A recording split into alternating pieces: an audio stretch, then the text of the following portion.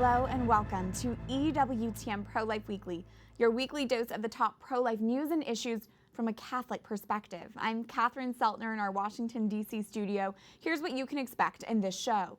A man with Down syndrome gives a powerful testimony on Capitol Hill. And a new law in Canada could effectively kill the nation's National March for Life in Ottawa. And this.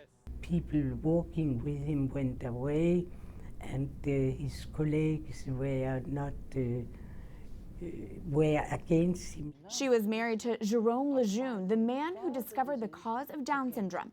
Now she tells us about her late husband's work and how he used his genetic discovery to fight for the pro-life movement. But first, our top story, we are going to speak with a pro-life congresswoman about how and why she's fighting to stop taxpayer dollars from going to fund abortion. You don't have to be staunchly pro-life like me to be appalled by the thought of harvesting and trafficking aborted babies' body parts for profit. That's Alabama Representative Martha Roby supporting the pro-life provisions in the funding bill Make America Secure and Prosperous Appropriations Act. In her September speech on the House floor, Roby claims the bill would disincentivize the abortion industry from researching and profiting off of fetal tissue and would steer public funding away from abortion providers. Representative Martha Roby of Alabama joins us now. Thank you for being with us. Thank you for having me. Congresswoman, you have publicly supported the Make America Secure and Prosperous Act. Why do you believe this funding bill is an important one for pro-lifers? Well, we recently passed an appropriations bill that made sure that no funding could go toward research on the fetal tissue that was harvested from an abortion.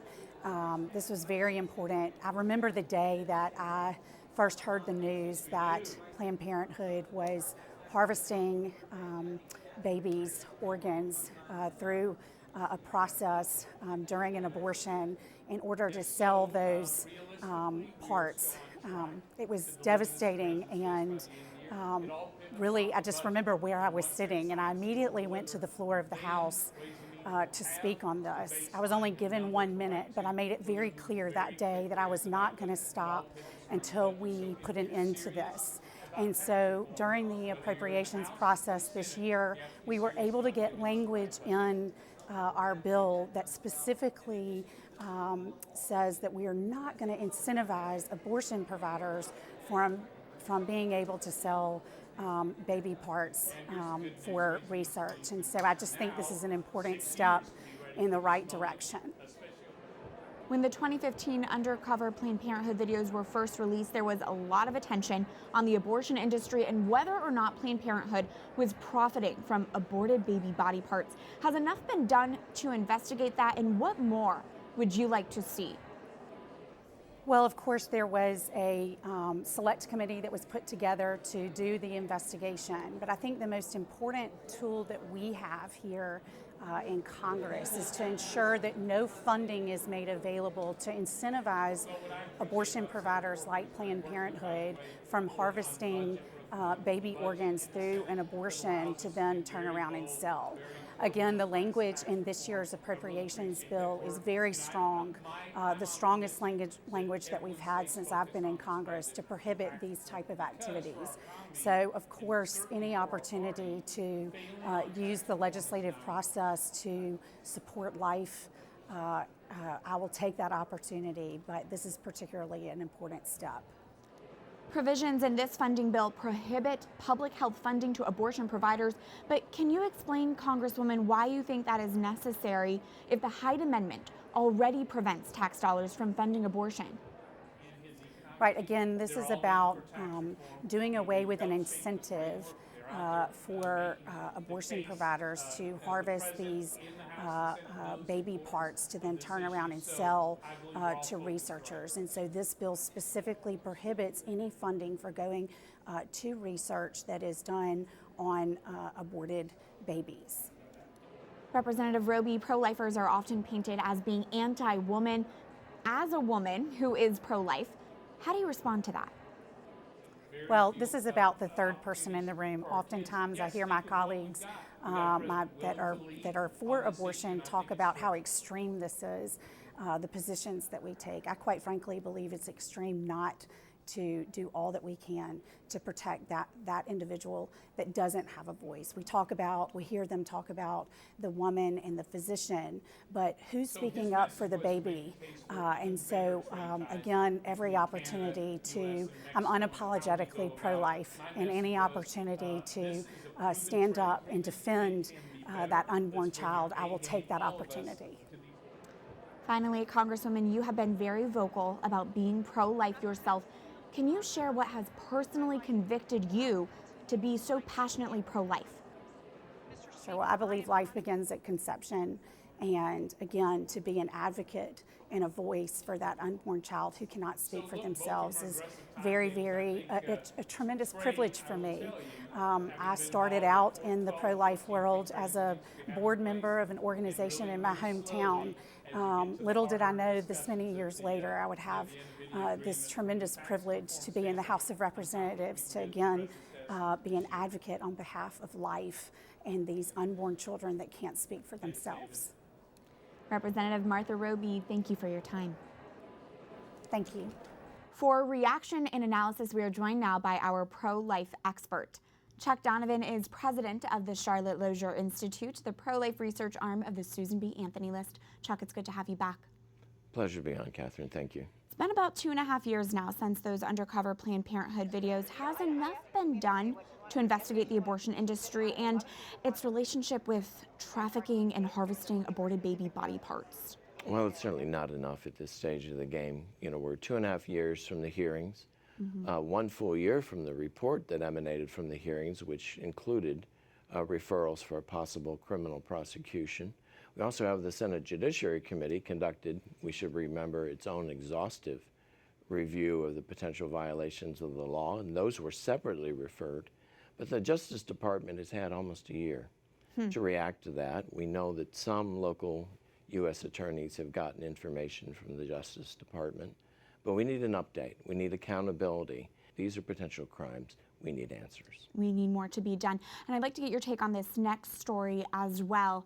One man received a standing ovation after a powerful testimony on Capitol Hill last week. I am a man with Down syndrome, and my life is worth living. Frank Stevens, a man with Down syndrome who describes himself as an actor, author, and activist, says he doesn't want to justify his existence, but said people with Down syndrome are a medical gift to society and an unusually powerful source of happiness. The hearing focused on the condition's potential for scientific discovery. Chuck, why was Frank Stevens' testimony so powerful? Well, it came from the heart of an individual who knows that he can benefit from the research that should be done by our National Institutes of Health. But his testimony was about how his life, his disability, if you will, might result in progress in dealing with Alzheimer's disease. So he's not thinking of himself. We often think of advocating on behalf of people with Down syndrome. Frank proves that they advocate extremely well on behalf of their own selves, and we need to listen to the message they bring. It's one of hope and affirmation, not of condemnation and discrimination. Later in the show, we have an interview with Jerome Lejeune's wife. Yeah. He was the geneticist who discovered the cause for Down syndrome. What was his vision for embracing people with Down syndrome? Well, his vision, and he bore this with a little bit of guilt, which was totally not on his shoulders at all. He had found this genetic marker. Now, of course, as we know, countries around the world, Iceland, basically you have a situation of annihilation by abortion for people with Down syndrome because you can identify this marker. He dedicated his life to finding treatments and a cure eventually for the condition by dealing with it at the genetic level. He advanced that ball. We're not over the finish line, but we need to complete that work. And Frank on Capitol Hill spoke very eloquently to that as well. As you mentioned, many babies who get the prenatal diagnosis of Down syndrome are aborted, most of them. How can we better support those families who get that diagnosis and maybe are overwhelmed and not sure what to do? Well, one of the first things we can do is ensure that the literature and the information that is shared at that initial point where a diagnosis is delivered, that it does not promote the idea that abortion somehow treats Down syndrome. Right. If we were to treat all diseases with the same kind of cruel response, we'd be suggesting eliminating those who have any illness to save money, to judge their quality of life. You know, it says in Matthew 2 that we will be judged by the measure we use to mete out justice to others. And with respect to Down syndrome, what we mete out should be love, it should be acceptance, and more funding for treatments and therapies that families can hear about. Because a life with Down syndrome these days is not the penalty people say it is. These are very happy kids. Absolutely, and we should care for them, not be killing these unborn children. Chuck Donovan, thank you so much for being here. My pleasure, Catherine.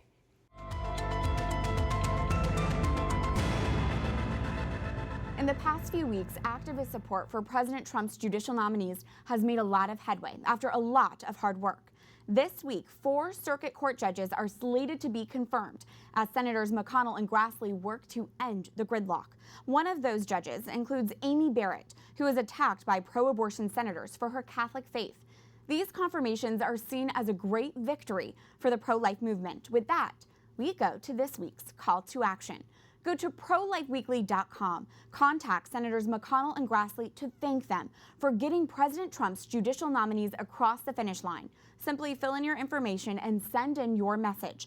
The courts play an important role for our pro-life initiatives, and Senators McConnell and Grassley's continued efforts to end the partisan gridlock are essential to get judges confirmed who will faithfully interpret the Constitution, because the Constitution does not require abortion.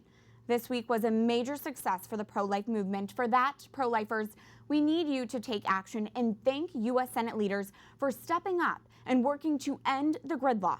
Go to ProLifeWeekly.com and tell Senators McConnell and Grassley thank you. Turning now to more pro-life news, we go to EWTN's Valeria Longhi with the international headlines. The highest court in Guatemala has abolished the death penalty for civil cases. Until now, Guatemalan law has permitted the death penalty in cases of child and elderly murder, kidnappings where the victim is severely hurt or dies, the assassination of the president or vice president, or in certain drug trafficking-related crimes. Scotland is the first UK nation to permit abortions at home under certain circumstances. Catherine Calderwood, Scotland's chief medical officer, made the announcement in a letter to all health boards. She stated in order for women to have an at-home abortion through the abortion pill, the woman must have obtained the prescription at a clinic and must have taken the drug there. She could then carry out the treatment at home, where the unborn baby would die. John Dagan, chief executive of the Society for Protection of Unborn Children Scotland, said to the BBC, "The reality is that this will have many vulnerable women who may be desperate about the situation they're in pushed towards what is seen as the easy option of being handed some drugs and sent home to stop being a problem for society." This change came into effect October 27th of this year, exactly 50 years since the legalization of abortion in the United Kingdom. Canada was marked with anti-life legislation last week when the Bubble Law was given final approval. The law would restrict pro-lifers from setting up close to abortion facilities to protest peacefully, pray, or sidewalk counsel, 50 meters from the facility. It also prohibits protesters from targeting the homes of clinic workers or the workers themselves. Archbishop Terence Prendergast of Ottawa said in an op-ed written for the Ottawa Sun, the bubble zone could effectively kill the National March for Life held each May in Ottawa due to no conceivable route through the downtown streets that does not break the 50-meter restriction. It could also impact the annual Life Chain, as well as the 40 Days for Life events that take place every year. Irish Catholics are following Poland and Italy in their efforts to pray the Rosary for an end to abortion. November 26th, the feast day of Christ the King, marks the date on which the Rosary on the Coast for Life and Faith will be held. The goal is to encircle Ireland with the human rosary at a minimum of 53 locations around the coast and pray for our Blessed Mother's intercession in the battle to end abortion. Valeria Longhi, EWTN, Pro-Life Weekly. Thank you, Valeria, for those pro-life updates. When a woman has an abortion, there are many consequences. There are physical ones, but there are also unseen spiritual ones. Rosa Amada Perez, a Catholic Colombian model, shares what she experienced in a 2013 documentary, Tierra de Maria, Mary's Land. Pero cuando más me entregaba al Señor, más me atacaba el enemigo, el demonio. Perez claims the closer she would get to the Lord after her abortion, the more the enemy would attack her. She would feel a strong presence at night, so she began sleeping with a knife and a Bible in her bed. We're joined now by a guest to discuss the very real spiritual impact of abortion. Monsignor Charles Pope is a priest at the Archdiocese of Washington. He joins us now. Monsignor, thanks for being here. Good to be here. We just heard that terrifying account from a post-abortive mother. How real is spiritual warfare when it comes to abortion? Well, when you think about it, this woman had an act of violence performed on her, on her body, and you can't, even if in some way you're complicit, you just can't be in these terrible violent actions and not realize that, there's a terrible battle that's being waged. How do we know if there really is a spiritual battle going on or if it's just in our head? We're making it up. Yeah. Well, I think as a priest and in the church, and even those who aren't always in the church, know that there's just something bigger here than just simply an event. There's everything that it means. There's the wrenching quality of it, and there's the great, sad, often spiritual legacy that goes on often for decades in a woman's life or other people who've cooperated with abortion. You've written how violence is a diabolical characteristic. We really do see that when it comes to abortion. Satan rages, says the scripture. He prowls like a lion, roaring, seeking souls to devour. So yes, all these images are of great, great violence that Satan does. Sometimes subtle, but often very, very out in the open.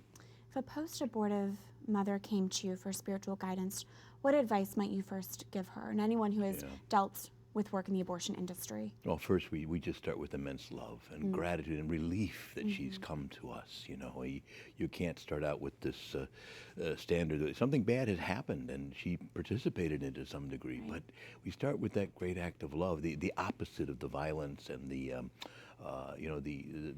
terrible thing that was done and suggesting abortion to her. We want to be a source of life. Absolutely. This week, especially, there's really an emphasis on the supernatural and even the occult. Can you speak to what the relationship with the occult is when it comes to the abortion industry and how we as Catholics and as pro-lifers should be thinking about all of this? It's a very consistent evidence now we have from talking to exorcists and those who are involved in different types of deliverance ministry that former abortion clinics or places where abortions were formed are real haunts for demons. Very, very often demonic infestations occur there. And also those who were involved in abortions and so on often find themselves really targeted. Because in a way, if they've gotten away from it even, the devil thought he had them in their grip and now he's not going to give up so easily. So we have heard that many people who have exorcisms, that need exorcisms, are at some point in the past were involved in some way with abortion, whether having had one or paid for one and so on. So at what point should someone seek some help, some spiritual help, and not just deal with it personally and prayers on their own? Yeah, I hope immediately, of course. But there's an old saying, when the student is ready, the teacher will appear. And sometimes a person might go through a stage of denial, but there's going to come a point when they think, again, if their conscience is operative, they're going to say, I need to talk to somebody. Yeah. And when that moment comes, don't delay, soon. Monsignor, you are very involved in the pro-life movement yourself. I know you often are praying outside of abortion clinics. How do you spiritually prepare and guard yourself, and what advice do you give to other pro-lifers?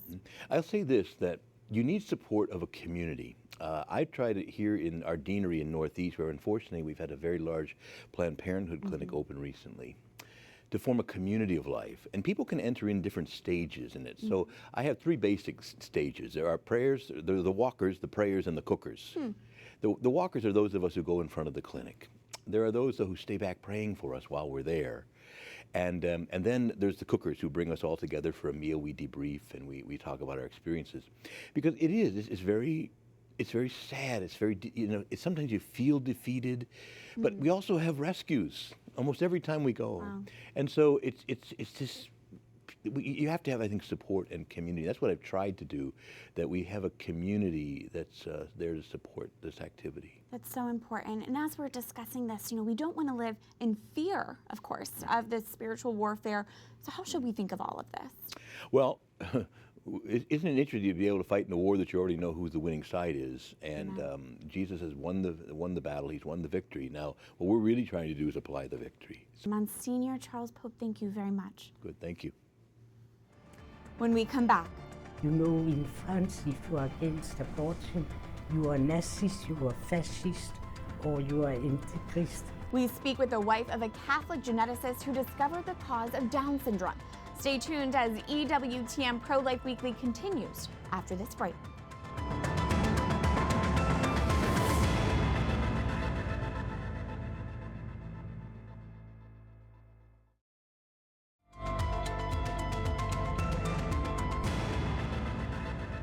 As we begin November, the month of the Holy Souls, we remember the lives of those who came before us in our prayers.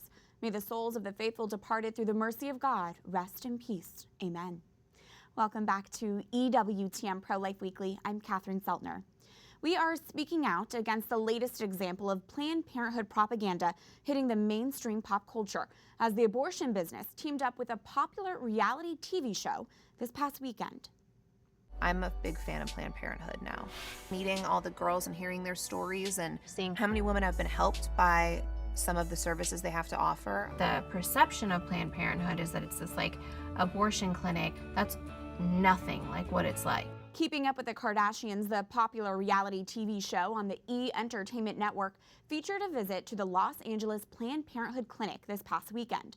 The Kardashian sisters, Kourtney, Kim, and Khloe, met with counselors and patients during the trip. Keeping Up with the Kardashians is an incredibly popular television show among young women. The sisters have multiple businesses and millions upon millions of social media followers, making it especially disappointing they use their massive platform to spread Planned Parenthood's talking points and lies. During their trip to the LA clinic, the Kardashians met with a woman who tested positive for HIV. But what wasn't shared is that Planned Parenthood has less than 1.4% of the nation's HIV test market share. You can get an HIV test at many places, health departments, hospitals, the doctor's office. But you know what Planned Parenthood does have a large market share of? Abortion. Planned Parenthood has a 35.4% abortion market share. They are the nation's largest abortion provider. Even though Kim said Planned Parenthood is not like an abortion clinic, that is exactly what Planned Parenthood is, and no number of HIV tests will change that. In response to this episode, I want to take the opportunity to publicly invite the Kardashian sisters to meet with me and a group of other pro-lifers to discuss the dangers of Planned Parenthood and invite them to visit a crisis pregnancy center or a comprehensive health clinic that truly upholds the dignity of the woman's life. Those are the stories you need to hear and share, because no matter how you dress it up, the abortion business hurts women and their unborn children. Remember, there is something you can do to counter today's culture of death. Go to ProLifeWeekly.com. Tell Senators McConnell and Grassley thank you for their work to end the gridlock. So judges who interpret the Constitution to defend life were confirmed this week. French doctor Jerome Lejeune earned the title the father of modern genetics for his discovery of the genetic cause of Down syndrome. Now he has another title, servant of God. We sit down with Jerome Lejeune's wife and hear how her late husband used medicine and research to uphold life. Here is this week's Pro-Life Focus. What measures the amount of civilization is the amount of respect given to the smallest of us. In a rare interview, the late Jerome Lejeune speaks about defending life for the most vulnerable. It was a mission he took seriously as a Catholic doctor, and even more so after, in 1958, the French professor discovered the genetic cause of Down syndrome. He thought that all doctors would be happy to research, to cure them. But sadly, all governments, not only in France, said, oh, it's a wonderful discovery. You can detect these little sick children before they are born, and so take them away with an abortion. Madame Lejeune tells us her late husband was heartbroken when, instead of a cure or care, many doctors used his discovery to kill babies prenatally diagnosed with the genetic condition. When he died, he was very anxious to know who could continue his fight to protect these children. It was Lejeune's pro-life work that captured the attention of a saint. He frequently met with Pope John Paul II. The professor and pontiff formed a friendship and were with each other only hours before a historically horrifying moment. we got a message, the Pope invite you for lunch. So we were in lunch, and then we went back to Paris, and in that moment the Pope went down and they tried to kill him. From the 1981 assassination attempt to when Lejeune was named the first Pontifical Academy for Life president in 1994, the two remained close even after the doctor's death. St. John Paul II insisted on visiting Lejeune's grave outside Paris in 1997. I think that was a sign. Today, Lejeune's own cause for sainthood has begun, and while the Church explores the servant of God's life, Lejeune's wife is focused on spreading his vision worldwide with the Jerome Lejeune Institute. In France, the Institute runs the first specialized and paramedical consultation center in Europe that provides medical care for over 8,500 patients with Down syndrome and other intellectual disabilities. I want very much that we could do what we did in Paris for the consultation of Down syndrome, that you should do the same thing in the States. It's set to happen. In May of 2020, the Jerome Lejeune Hospital for Children and Adults with Down syndrome in America will open. During his life, Lejeune shattered stereotypes about Down syndrome. Down syndrome is not what defines me. And after his death, the U.S. hospital in his name will carry on how the French doctor practiced medicine. Medicine is a very simple application of knowledge. It is the hate of the disease and the love for the patient. What good news that servant of God Jerome Lejeune's vision is spreading here to the U.S. If you want to know more and even be involved with the Hospital for Children and Adults with Down syndrome in America, there's a special website you can go to. Go to ewtn.lejeunefoundation.org. That's it for this edition of EWTN Pro-Life Weekly. You can reach us anytime at prolifeweekly@ewtn.com. I look forward to seeing you here again next week. Remember, life is a gift. Your life is a gift. God bless.